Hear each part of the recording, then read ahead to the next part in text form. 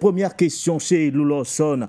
La plainte du Conseil supérieur de la communication du Burkina Faso et son interpellation au Mali sont-elles finalement justifiées au regard de ces propos gravissimes tenus justement par Issa Kwaodim? Il me semble, cher Nguéné, que je dirais, ce problème ou cet incident appelle quand même à une grille de lecture qui va convoquer un certain nombre de fondamentaux. Ces fondamentaux vont pouvoir clarifier le débat. Il faut, en tout cas, de mon point de vue, préciser les choses d'entrée de jeu. D'abord, ici, il s'agit d'une opinion exprimée, une critique qui relève d'un droit fondamental qui est la liberté d'expression. Cette liberté d'expression obéit à un des fondements vraiment de la démocratie qui est l'iségorie, c'est-à-dire le droit de chaque citoyen pouvoir s'exprimer, de donner son opinion. Cette opinion a la valeur qu'on peut lui donner, voyez, mais fondamentalement, ce qu'il faut aussi regarder, en tout cas étudier, c'est la réponse. La réponse et qui peut parfois inquiéter. Alors, une demande ou une plainte du gouvernement ou du Conseil de la communication du Burkina pour les opinions exprimées par cet opposant nous paraît en tout cas assez intriguant d'une certaine manière parce que les critiques d'un gouvernement ou une opinion exprimée n'est pas encore en tout cas un crime de notre point de vue. Maintenant, ceci étant dit, ce qui se passe, si on prend le contexte dans sa globalité, on ne peut pas nier que nous sommes en guerre. Et donc, la communication est fondamentale puisque la communication fait partie des outils de guerre, la propagande, voyez. Et donc, nous sommes envahis par un système impérialiste, un système de prédation qui veut contrôler l'imaginaire des Africains en servant toute une rhétorique, tout un narratif pour, je dirais, blaguer les Africains et les amener à pouvoir croire complètement à des mensonges.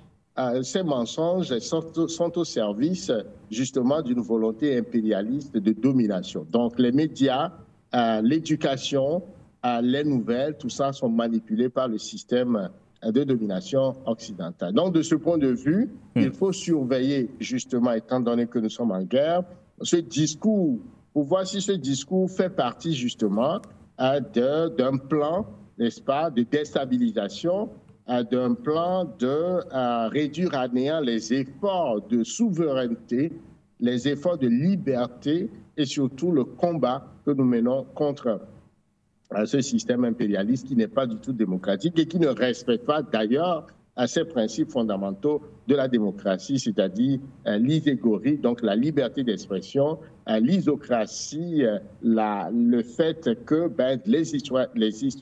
tous les citoyens sont égaux devant le pouvoir et son exercice, et enfin l'isonomie, c'est-à-dire que les citoyens sont tous soumis à la même loi. Donc ces principes fondamentaux, ces prédateurs occidentaux ne les respectent pas, mais crient au loup à chaque fois que dans le cadre justement des pays, en tout cas des Africains qui se battent pour la souveraineté, quand ces questions sont en jeu, ils crient donc des cris d'orfraie ou ils se permettent de se considérer comme des vierges effarouchées. Donc il faut faire la part des choses également de ce point de vue. Enfin, le problème en réalité, me semble-t-il, la meilleure réponse que le gouvernement burkinabé devait apporter n'est pas une plainte qui doit aboutir à une arrestation.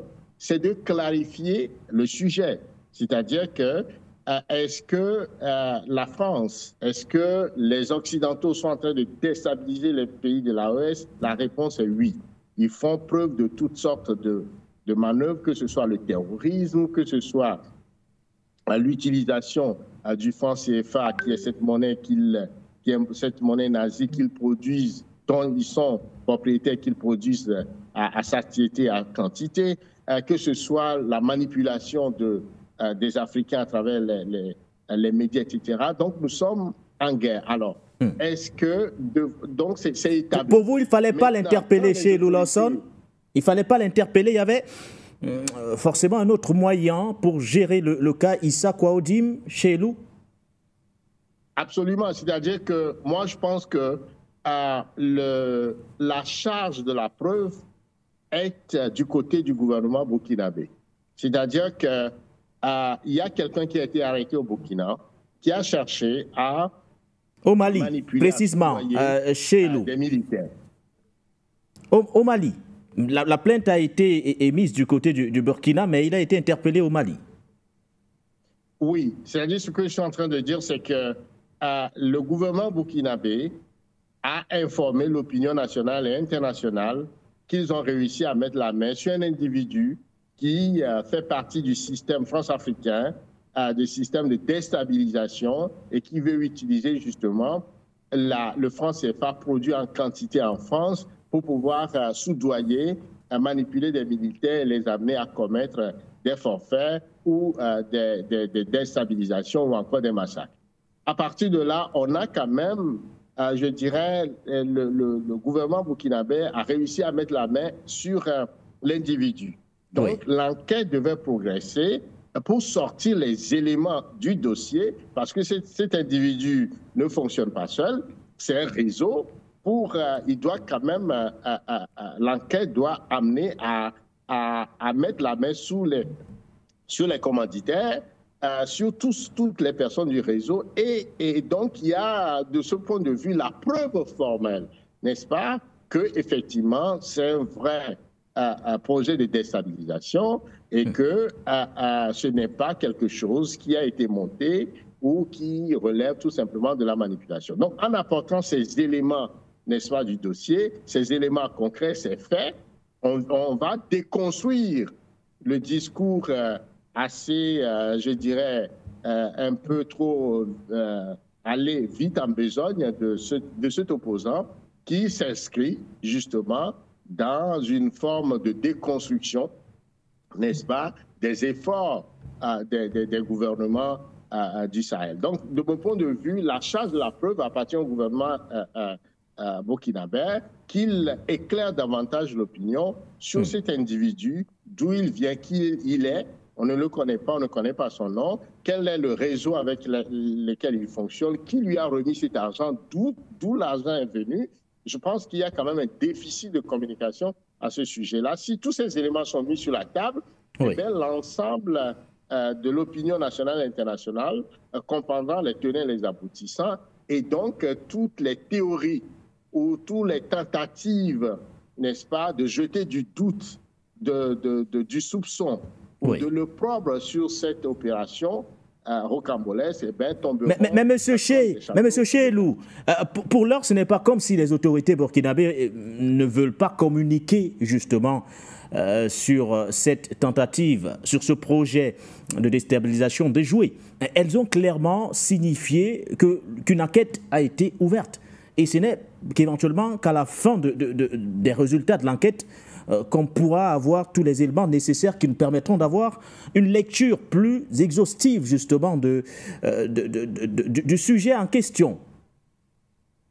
Est-ce qu'il ne serait pas trop maintenant d'exiger plus à cette transition, ou du moins de leur demander de nous donner des informations dont ces autorités elles-mêmes n'ont pas? Il me semble que c'est les éléments du dossier qui viennent confondre cet opposant, d'une certaine manière. Vous voyez, pour que le débat ou le casus belli ne se limite pas à la liberté d'expression, d'une certaine manière. Parce que lui, il estime que c'est un montage. Il estime que c'est du faux. Et donc, quand les éléments du dossier vont sortir, il sera confondu. Alors qu'il apporte la preuve, justement, la charge de la preuve va se déplacer vers lui, qu'il apporte la preuve que c'est du faux. Alors, s'il n'apporte pas la preuve, n'est-ce pas, que c'est du faux, eh bien, il est dans ce qu'on appelle la dénonciation calomnieuse. Il est dans le mensonge, il est dans la fabulation. Et par conséquent, eh bien, il sera également poursuivi pour diffamation, pour propos désobligeants. Donc, ici, il me semble qu'on est trop vite allé en besogne en l'arrêtant sans présenter les éléments qui pourraient le confondre. Parce que jusqu'à preuve du contraire, si on n'arrive pas à lui opposer les éléments du dossier, eh bien, quelque part, ça restera son opinion à lui. Et étant donné que chacun est libre de croire ou de ne pas croire, d'avoir une opinion ou de ne pas avoir une opinion, eh bien, on penserait qu'effectivement, on est dans une forme de bâillonnement, et ça ne joue pas en faveur, justement, du gouvernement de transition du Burkina Faso. Alors, à vous écouter, chez Lawson, vous donnez clairement raison à tous ceux aujourd'hui qui appellent à sa libération immédiate et qui dénoncent des violations à la liberté d'expression du côté du Mali et même au droit à l'information à Bamako. Ben, vous savez, l'autre élément qu'il faut aussi dire, c'est que cet opposant qui a soutenu la transition au Mali a pris des distances par rapport au président Assimi Goïta. Et donc, nous savons la logique de ces opposants. Vous voyez, ils veulent le pouvoir. Ils veulent facilement le pouvoir. Donc, ils sont dans une manœuvre, une forme de technique de supporter les militaires pour qu'après, les militaires puissent leur permettre d'arriver au pouvoir. Donc, ils sont dans ce jeu, ils ne sont pas vraiment engagés pour le changement radical, pour le changement de paradigme, pour sortir nos pays, n'est-ce pas, des griffes de l'impérialisme et de la fausse démocratie en réalité. Et donc, quand ils voient que, bon, voilà, leur projet n'arrive pas à porter, ils deviennent encore des opposants. On a vu le cas de Diko, par exemple, l'imam Diko. On sait aussi que cet opposant est très proche d'imam Diko. Donc, il y a une forme de frustration, n'est-ce pas, au niveau du Mali, par rapport à la trajectoire souverainiste, à la trajectoire, je dirais, indépendantiste du Mali. Et ça gêne un certain nombre d'endocolons qui sont au service d'une forme d'impérialisme français. Et donc, on connaît le background du monsieur. Et puis, on sait également que dans leur stratégie de politiciens ou de politicards, ils veulent créer la zizanie entre, je dirais, la zizanie au niveau de la cohésion sociologique, la cohésion sociale au niveau des peuples de l'AOS. Donc, en critiquant le gouvernement du Burkina Faso tel qu'il l'a fait, eh bien, ça pourrait susciter de la part des Burkinabés une forme de colère, et cette colère va être exploitée par les médias qui sont au service de l'impérialisme français, et pour que ces deux peuples-là arrivent, pour créer la zizanie, la désunion. Donc, ça aussi, ça peut être également une stratégie. Alors, pour mettre fin à tout ça, il me semble que le gouvernement burkinabé devait très rapidement accélérer l'enquête et également sortir les éléments du dossier, parce qu'on est tout à fait, on veut savoir un peu cet individu, qui il est, il travaille avec qui, d'où il a sorti ces milliards de francs CFA, parce que ça pose fondamentalement la question de la monnaie. Que tant que nous ne contrôlons pas la monnaie CFA, et qui serait toujours la propriété de la France pourrait donc en user, en abuser et produire des quantités de monnaie pour les déverser dans nos pays et semer la zizanie, comme il le fait pour soutenir le terrorisme, les coups d'État et tout ça. Donc, utiliser la corruption comme une arme de destruction massive pour pouvoir ramener ces pays-là, en tout cas leur gouvernement, à la case de départ. Donc, il y a quand même une exigence n'est-ce pas, de clarification de cette tentative de déstabilisation. Vous savez aussi que le mouvement Pyramide a sorti un communiqué pour réclamer l'extradition de l'ex-président Damiba, qui s'est réfugié au Togo parce que l'ex-président, le lieutenant-colonel Henri Damiba, est impliqué, en tout cas les faits allégués qui l'incriminent,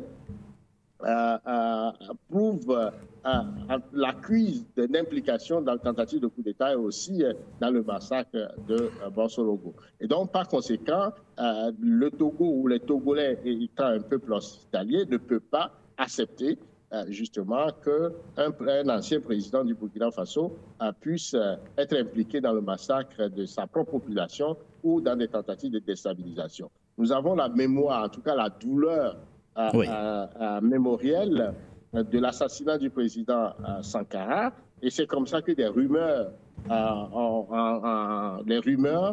sont parties du fait que Eyadema, le père de Fagne Gnassingbé et Houphouët-Boigny étaient impliqués dans une préparation d'assassinat, et cette rumeur est devenue réalité avec l'assassinat du président Sankara. Donc on ne peut pas voir l'histoire faire du bis repetita, et c'est pourquoi la société civile togolaise se mobilise pour exiger pour que le président Damiba n'ait pas, je dirais, une base arrière, faire du Togo une base arrière pour la déstabilisation du Burkina. Et donc on réclame à ce qu'il soit extradé pour faire face à la justice de son pays et qu'il réponde aux accusations qui sont portées contre lui. Parce que ces accusations, s'ils sont prouvées, eh bien, sont très, très graves, relèvent du crime contre l'humanité, relèvent aussi je dirais, des crimes imprescriptibles, puisqu'on parle de plus de 200 morts dans le massacre de Borsologo, et également tentative de déstabilisation de son pays. C'est des crimes imprescriptibles et une haute trahison contre son pays. Alors les faits allégués sont extrêmement graves et méritent justement qu'il aille répondre à ces accusations. On ne veut pas que le Togo, qui a été un butin de guerre de la France depuis que l'Allemagne a perdu la Première Guerre mondiale et que la France a transformé justement un butin de guerre, c'est pourquoi elle a assassiné le premier président Sylvanus Olympio et ensuite a installé une dictature violente, de terreur terrifiante qui a fait plus de 10 000 morts. Du père, ensuite le fils a repris, aussi massacre en 2005, plus de 2000 personnes, et depuis, il s'est installé, il ne veut plus quitter le pouvoir en braquant la constitution togolaise. Et donc, le Togo est devenu un hub, n'est-ce pas, une base arrière des trafiquants, pour sortir, M. Chi, des terroristes. Et pour nous, on ne veut pas que le Togo serve justement de base arrière pour la déstabilisation du Burkina Faso. Donc, tous ces éléments-là sont aujourd'hui en jeu. Nous voudrions que le Burkina Faso, le gouvernement du Burkina Faso, clarifie les éléments de l'enquête, et si d'autres personnes sont impliquées ou d'autres États, il faudrait le mettre sur la table et ne pas juste réagir avec une plainte qui va amener à l'arrestation de cet opposant.